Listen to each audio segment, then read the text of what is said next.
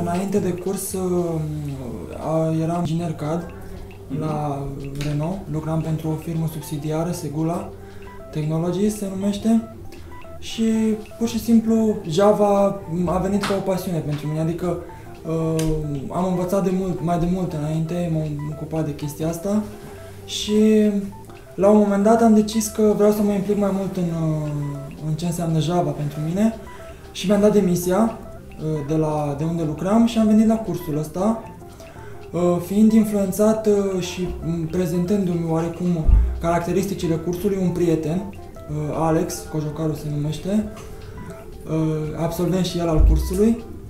Mi-a spus foarte multe lucruri frumoase despre cursul ăsta, despre ce face aici, despre cum se predă și am zis că vreau să încerc și eu.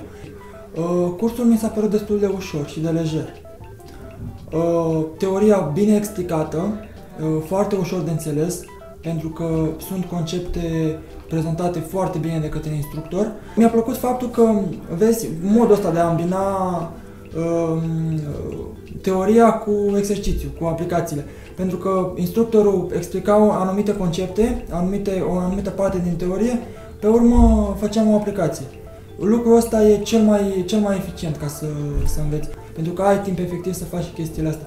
Pentru că orice ai zice, un student vine la curs, zice după aia că se duce acasă să facă aplicații, dar realitatea e că nu face. Deci mai bine este să le facă tot la curs și pe alea. Și am început să aplic imediat după examenul final de aici, de la curs, pentru că mă simțeam stăpân pe cunoștințele mele și am zis că e momentul să încep. Cu siguranță există o discrepanță față de cei, de exemplu, care au mai lucrat în IT sau care au o facultate de profil specific.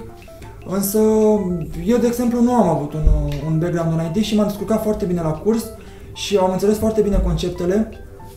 Deci nu cred că ar fi un impediment chestia asta.